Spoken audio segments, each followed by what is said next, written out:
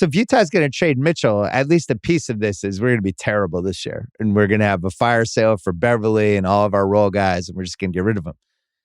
And then the way Danny Ainge thinks is, if I'm going to get a ton of picks, I want to take advantage of like the weaker teams, the more incompetent teams.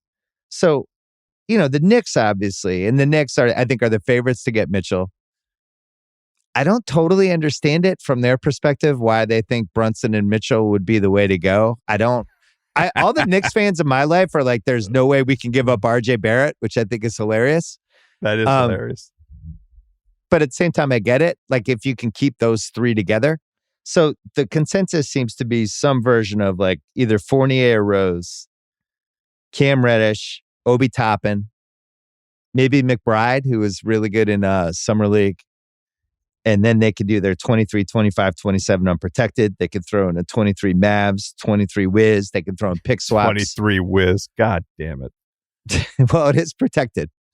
Congratulations. It's like top 12 protectors. Yeah, 14. I guess here's my question for your house. Would you go all in if you're the Knicks on Mitchell? With you have enough assets to make a mega trade. Right? You have all these picks. Picks are ultimately, they're going to have the most value. You have some young players. Toppin has real value. Or you can play the RJ card. Would you do it now, or would you wait and see if there's a better player than Mitchell that might come available in the next 6 to 12 months? Because as we know in the NBA, these guys keep coming available. So why go all in right here on Mitchell when you just signed Jalen Brunson and now you're going to have a small backcourt and Mitchell couldn't guard anybody in the playoffs last year? Well, he didn't want to guard anybody in the playoffs last year. Let's just be, blunt about it. Do you think it was defensive sabotage? I wouldn't call it sabotage, but as we know, defense comes from desire and effort. That's 75% of it in the NBA. I don't know. How does that explain the Clippers series the year before? Well, I don't know. I've never seen them play good defense. And in any event, I think you've hit on the crucial question. The problem for the Knicks is, who is that player? Who is the 6-month to 12-month player? Donovan Mitchell's staring you in the face, and he's attractive for a whole bunch of reasons that don't have anything to do necessarily with the basketball skill. Although the basketball skill is pretty effing compelling.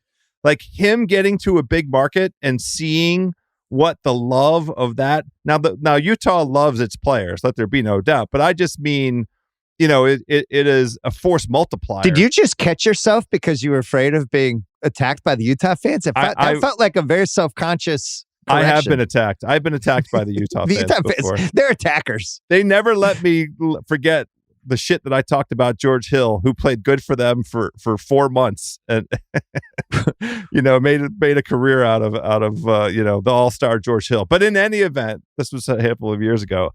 I think the Knicks would be better served going all in for Donovan Mitchell now rather than the waiting and seeing thing, because I think that they have an asset who wants to come to them and make a new mark, make a new name, rebrand altogether, create momentum in New York City for exciting basketball.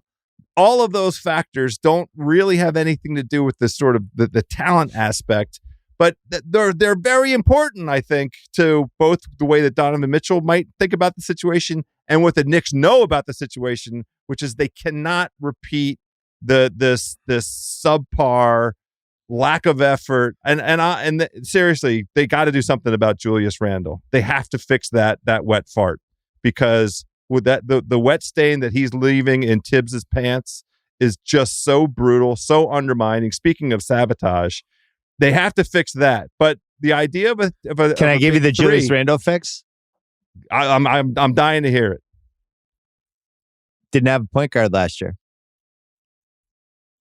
Now he's got somebody who knows how to get him the basketball and can run an offense. He's going to be super happy this year. Oof. All NBA guy a year ago. It's only a year ago. Yep. On a weird team last year. Didn't have anybody who could get him the ball. What was that weird? I'm just giving You're saying that Derrick Rose is the Randall whisperer? I'm giving you the between Derrick Rose and not Derrick Rose? I'm giving you the spin. Well, now he's it's got a stinky spin. He's got Mitchell and he's got Brunson. He's got two guards. So he'll be motivated. Who know how to give him the ball. Because he thinks he's an alpha. We're not just getting Donovan Mitchell. We're getting Julius Randle back. Okay. Yeah, I like it. I'm just doing the PR. I'm doing the PR right now. Yeah. You're making the case for me. That's also part of the case for the Knicks. What they must be saying to themselves, right? Well, they've always liked Mitchell. Mitchell's a CAA guy. Leanne and Wes were there when he got signed. All the CAA people were adamant that Mitchell was going to come back to haunt all the teams that passed him when he went 13th in that draft. And I think he haunted at least a few of them. For sure. He went to Greenwich Country Day.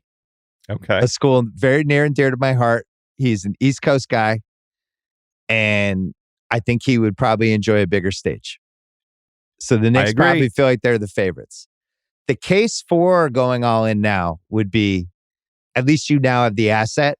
And now, worst case scenario, maybe he's spun off into a different trade, right? Because he might even have more value than his actual effect on a basketball court. What do you mean, 2 years from now? It could be 6 months from now. At least he's 6 an months asset. from now. Well, whatever. Oh, you're just getting if it goes a major in a worse, asset. If it goes in a worst case scenario direction immediately upon his arrival, there's nothing other than whatever the collective bargaining restrictions are on trading a guy you've just acquired. That would be the only restriction. Thought experiment. Not don't aggregate this, aggregator people. If you're the Knicks, in the back of your heads, are you thinking this now ruins our chance for Anthony Davis if that Lakers situation goes sideways? And am I overvaluing Anthony Davis by even saying that? Wait, say that again? Anthony Davis down the road. Because if I'm doing this Mitchell trade now, the scenario of a really super unhappy Laker team in January with LeBron being like, yeah, I'm not re-signing after this season. I'm out. And Davis like, well, I'm going to be unhappy and we don't have any picks. How are we going to get better? What's the move? Maybe I need to be like... I just don't. So you're shaking your head, but there's a lot of teams in the league. People are watching the Lakers thing really carefully. That makes perfect sense. You need to have, for me, we need to have proof of concept that Anthony Davis can play 60 games of professional basketball. That's why I brought that up. Has he declined as an asset enough that you can't have that in the back of your head because he's not the same guy that we thought he was 3 years ago? He has in my book. Yeah. Well, he's another Kentucky guy. Wes has real ties to Calipari, the whole thing. I think it's extended family. I don't take that stuff lightly because that's how they got Brunson. Brunson didn't even take a meeting with the Mavericks. Oh, like I those didn't guys, hear that. Well, remember it was being reported, he's going to have one last meeting. He didn't have a meeting. He just signed. Okay. He signed the deal.